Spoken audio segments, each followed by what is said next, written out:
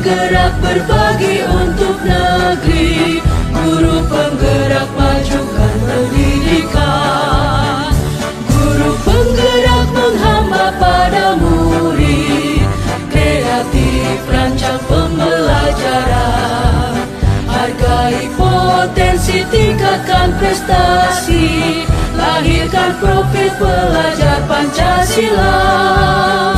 Belajar, bergerak, berbagi untuk negeri, kita menjalin Assalamualaikum warahmatullahi wabarakatuh. Waalaikumsalam warahmatullahi wabarakatuh. Salam sejahtera, salam bahagia untuk kita semua. Mudah-mudahan Bapak Ibu dalam keadaan sehat. Alhamdulillahirobbilalamin.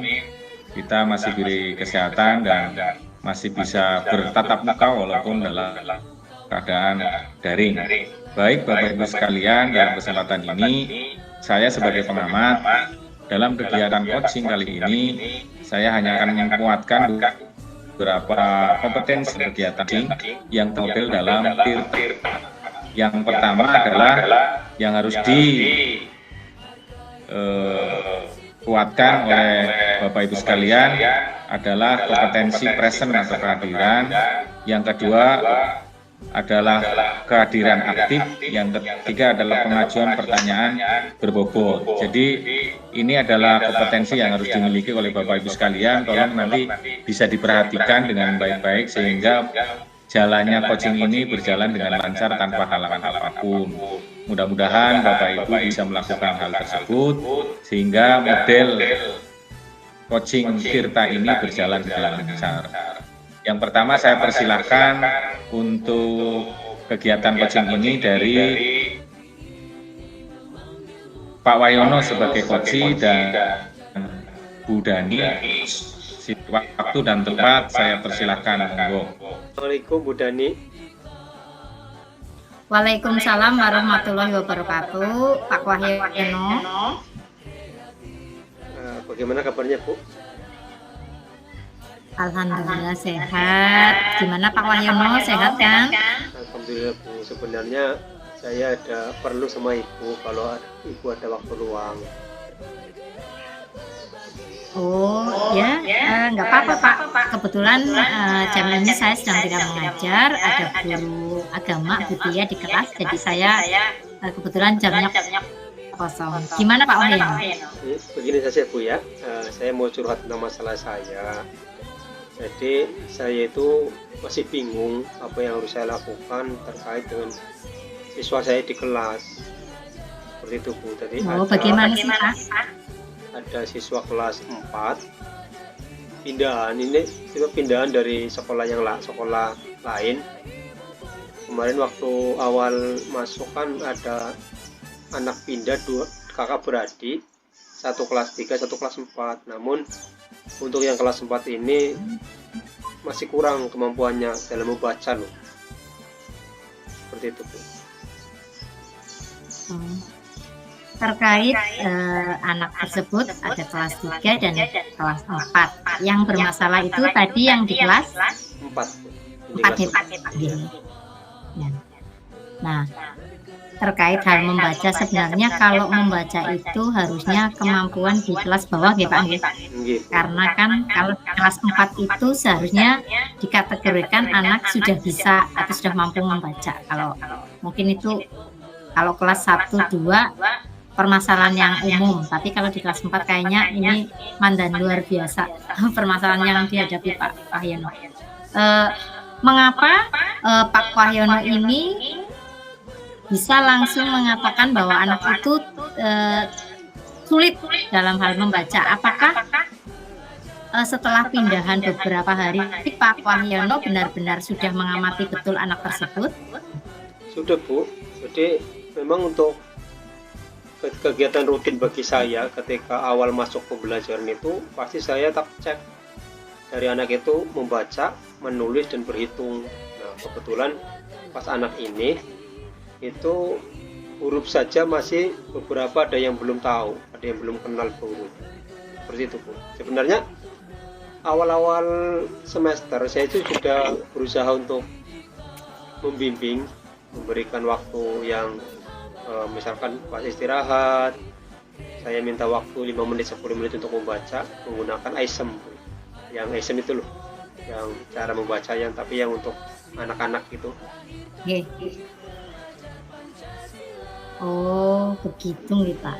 Sebenarnya menurut saya tindakan yang dilakukan sama Pak Wahyono menurut saya itu sudah bagus ya, karena sudah ada usaha dari Pak Wahyono dari awal anak itu masuk, begitu langsung Pak Wahyono itu termasuknya luar biasa karena langsung tanggap bahwa anak itu dalam membaca masih kurang.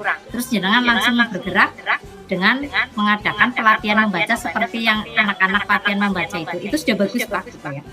Jadi selain itu Pak, potensi karena kalau tadi kita melihat kurang membaca, sekarang potensi yang dimiliki anak tersebut apa Pak? Sebenarnya kalau dari visual maupun audio itu bagus Bu. Ketika disampaikan secara lisan atau ditayangkan video, pemahamannya cepat Bu, cepat paham. Cuma kalau untuk menulis iya, maksudnya dikeluarkan secara tulisan itu tidak bisa seperti itu. Masih belum bisa. Jadi begini ya Pak, karena kita sebagai pendidik itu kan tetap ada berbagai macam faktor yang harus kita pertimbangkan terhadap peserta didik kita ya. Misalnya, nah itulah kenapa kita harus menggunakan model pembelajaran yang berdiferensiasi Pak. Jadi ketika anak itu bisa menangkap pembelajaran melalui visual, kenapa tidak? Kenapa harus melalui menulis? Jadi mungkin karena tadi Pak Wahyono menyampaikan bahwa menurut pengamatan Pak Wahyono itu anak tersebut itu bisa menangkap materi ketika kita menyampaikan materi berupa video nih Pak ya. Tapi kalau berupa tulisan dia kesulitan biasanya anak yang susah membaca dia juga lambat menulis, biasanya seperti itu yang punya. Nah, ya karena anak itu menurut Pak Wahyono bisa mengikuti pembelajaran tapi dengan metode yang berbeda, jadi kita sebagai guru kan memang kita tugasnya menuntun ya Pak Wahyono, menuntun untuk anak peserta didik kita itu bisa terpenuhi kebutuhan belajarnya. Oleh karena itu mungkin Pak Wahyono memang perlu sekali ini pembelajaran yang sifatnya berdiferensiasi. Begitu Pak Wahyono. Itu ya Bu ya. Jadi yang menjadi sebenarnya untuk yang menjadi kebingungan saya nanti adalah ketika nanti di kenaikan kelas Bu, bagaimana nanti dia itu apa akan bisa mengikuti di kelas yang selanjutnya atau tidak. Soalnya untuk sekarang kan kurikulum merdeka kan tidak boleh kan, tidak naik ya Bu ya. Jadi saya sebenarnya pengen sekali anak tersebut bisa membaca. Memang untuk sebelum semester kedua itu saya sudah bimbing dia sampai ke level 2, sudah hurufnya sudah bisa. Kemudian dari merangkai dari rangkaian hurufnya untuk 1 huruf 3 huruf itu sudah bisa. Namun karena kesibukan di semester 2 ini sama sekali belum pernah dibimbing lagi Bu. Nah itu seperti itu. Jadi karena kesibukan saya mungkin kurangnya waktu untuk anak tersebut sehingga sekarang berhenti, dan saya malah hanya mengecek kemarin waktu masuk awal semester 2, dicek lagi tidak ada peningkatan. Memang seperti itu terus. Jadi di level 2 mending lah untuk level 2. Oh, seperti itu ya Pak Wahyono ya. Jadi melihat potensi anak itu sebenarnya ada, tapi di sisi lain dia kurang mampu dalam menulis dan membaca, sedikit tertinggal.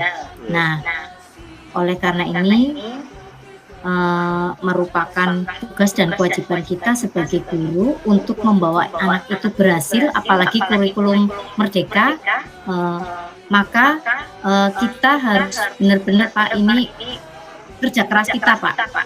Jadi bagaimana kita bisa merubah anak itu, kita harus melihat dari sisi mana dia tidak atau kurang bisa membacanya, itu faktornya Pak. Kita harus cari faktornya dulu. Coba menurut Pak Wahyono, faktor yang membuat dia itu kesulitan dalam membaca ataupun menulis sejauh dari pengamatan Pak Wahyono itu apa Pak? Mungkin yang pertama, dia itu kurang percaya diri. Ketika saya bimbing untuk membaca pada waktu istirahat, kan ada teman-temannya tuh ya. Dia itu merasa malu, tidak mau membaca. Nanti kalau teman yang lain tidak ada, baru mau membaca. Gitu. Untuk kemampuan ini mengikuti materi sih sebenarnya, misalkan saya dibimbing membaca ya, itu sebenarnya cepat. Untuk waktu, misalkan hari ini sudah sampai halaman 7 misalkan. Ketika di hari berikutnya diulangi, ya itu masih ingat itu loh, nggak lupa. Sebenarnya untuk kemampuannya sebenarnya bagus sebenarnya. Itu karena mungkin kurang percaya diri, malu, sudah besar, apalagi dia umurnya lebih tua dari teman-teman yang lain, akhirnya dia itu merasa malu ketika latihan membaca. Jadi menurut Pak Wahyono, lemahnya dia atau kemampuan membacanya itu kurang, salah satu faktornya adalah karena dia malu ya Pak, ketika berlatih bersama teman-teman malu. Nah, oleh karena itu, sekarang saya mau tanya nih ke Pak Wahyono, karena Pak Wahyono itu sudah mengetahui bahwa faktor utamanya bahwa anak tersebut adalah malu. Berarti malu dan sebenarnya dia punya cepat, tadinya Pak Wahyono bilang waktu berlatih pertama harusnya halaman 7, ternyata setelah beberapa hari dia masih ingat. Berarti sebenarnya dia bukan anak yang lambat Pak. Kalau menurut saya ya bukan anak yang lambat, tetapi ini ada satu faktor yaitu kurang percaya diri yang siap disampaikan oleh Pak Wahyono. Jadi karena terkait Pak Wahyono itu sudah tahu bahwa anak tersebut itu faktor utamanya kenapa dia lambat dalam membaca dan menulis adalah kurang percaya diri. Sekarang saya mau tanya nih ke Pak Wahyono, apa rencana Pak Wahyono selanjutnya untuk meningkatkan rasa percaya diri anak tersebut? Yang pertama, saya minta bantuan ke wali murid ya, pada ibunya, yang untuk memberikan masukan-masukan atau memberikan penguatan lah kepada anak tersebut, bahwa yang pertama membaca itu sangat penting. Jadi untuk tetap semangat belajar membaca agar bisa membaca, nanti lancar membaca, nantinya juga bisa akan mempermudah kita dalam segala hal seperti itu. Kemudian yang kedua, terkait peningkatan kompetensi membaca tadi, kemudian peningkatan rasa percaya diri juga, saya rencananya ingin mengajak teman guru yang memang dia itu sudah berulang kali berhasil meningkatkan rasa percaya diri siswa sampai tingkat lomba ke tingkat kabupaten, yang tadinya anak pemalu jadi percaya diri. Kepada guru tersebut saya minta bantuan, rencananya seperti itu. Kemudian selanjutnya yang tadinya di jam istirahat, nanti saya rencananya ketika pulang saya juga minta waktu 10 atau 5 menit lah untuk belajar, supaya nanti ada waktu yang banyak. Kemudian ketika dia bisa membacakan, nanti percaya dirinya juga akan tumbuh, apalagi dengan kata-kata kita yang bagus, nah, akan menumbuhkan percaya diri seperti itu. Rencana seperti itu. Bagus sekali ya, kalau saya mendengar rencana Pak Wahyono itu luar biasa Pak. Dari pertama itu kerjasama dengan orang tua wali murid, kemudian yang kedua mau mengajak rekan guru untuk membantu mengatasi permasalahan ini untuk meningkatkan rasa percaya diri anak tersebut. Kemudian yang ketiga adalah usaha jenengan secara pribadi yang ingin melatih anak tersebut walaupun hanya 5 atau 10 menit setelah pulang sekolah. Menurut saya itu sudah rencana yang bagus dan luar biasa Pak. Mudah-mudahan apa yang direncanakan oleh Pak Wahyono ini nantinya benar-benar bisa membantu anak tersebut untuk meningkatkan rasa percaya diri. Setelah dia sudah meningkat rasa percaya dirinya, kemudian tumbuh semangat untuk rajin membaca dan menulis. Begitu Pak Wahyono. Amin. Ya, ya Bu. Tentu seperti itu.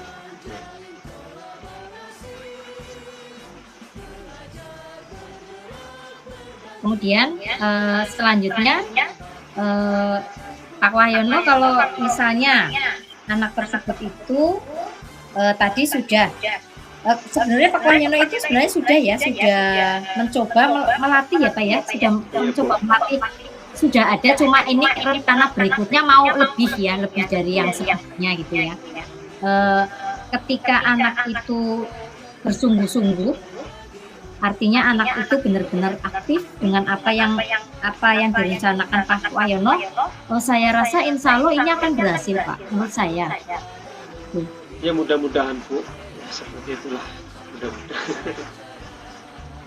Ya terima kasih Bu atas bantuannya, mau mendengarkan cerita saya. Nah, tapi ini Pak, saya mau tanya, untuk tadi Pak Wahyono sudah punya rencana sekarang. Yang mau saya tanyakan adalah apa komitmen Bapak nih? Komitmen Pak Wahyono untuk bisa berhasil dari rencana yang Pak Wahyono rencanakan ini. Komitmennya itu apa? Ya tentunya selalu berusaha untuk menjalankan apa yang saya rencanakan. Namanya 1 hari 2 hari, namun secara kontinu dilakukan supaya apa yang saya harapkan itu bisa teratasi, bisa terjadi dan bisa realisasi. Saya sangat setuju sekali nih dengan komitmen Pak Wahyono ya, dengan tadi sudah ada rencana, kemudian punya komitmen yang besar agar anak itu berhasil. Mudah-mudahan Pak Wahyono bisa berhasil mengatasi kesulitan murid dari Pak Wahyono tersebut, sehingga anak tersebut nantinya bisa meningkat dalam hal ini kemampuan membaca dan menulisnya. Jadi nanti di akhir tahun anak itu bisa tidak tinggal kelas Pak. Maksudnya naik, tapi dengan naik yang punya potensi, bukan karena kurikulum merdekanya itu Pak. Mudah-mudahan nggih Pak nggih. Nggih Bu, nggih. Amin. Semangat. Nggih. Sudah Bu. Ya Bu, terima kasih Bu sudah mendengarkan cerita saya. Alhamdulillah saya sudah merasa lega bisa bercerita dengan Ibu dan bisa mendapatkan solusi dari permasalahan saya. Insya Allah akan segera saya laksanakan. Mudah-mudahan bisa berjalan dengan lancar dan apa yang saya harapkan bisa tercapai. Amin. Amin. Bu, kebetulan saya ini ada keperluan nanti ada keperluan sebentar, jadi saya pamit dulu ya Bu. Oh nggih Pak Wahyono, nggih semangat nggih Pak Wahyono nggih, mudah-mudahan apa yang direncanakan dijabah sama Allah Subhanahu wa taala. Amin. Ibu, Assalamualaikum warahmatullahi wabarakatuh. Waalaikumsalam warahmatullahi wabarakatuh. Terima kasih. Demikian kegiatan coaching yang dilakukan oleh Bu Dani dan Pak Wahyono. Sudah saya amati itu model ceritanya sudah terlengkapi, baik dalam present, kehadiran aktif, dan pertanyaan-pertanyaan yang berbobot atau berkualitas dari Coach Bu Dani. Mudah-mudahan kedepannya ini bisa berlanjut, bukan hanya pada permasalahan yang dihadapi oleh Pak Wahyono satu masalah dengan masalah-masalah yang lain, bisa saling sharing dengan metode coaching dengan model cerita ini. Terima kasih kepada Bu Dani dan terima kasih kepada Pak Wahyono. Ini pengalaman juga bagi saya untuk lebih meningkatkan lagi dari kegiatan coaching yang Bapak Ibu lakukan. Dari saya secara garis besar memang sudah memenuhi kriteria kegiatan coaching yang dilakukan oleh Bu Dani maupun Pak Wahyono. Terima kasih, sukses selalu, salam bahagia, salam sejahtera untuk kita semua. Terima kasih. Assalamualaikum warahmatullahi wabarakatuh. Waalaikumsalam warahmatullahi wabarakatuh.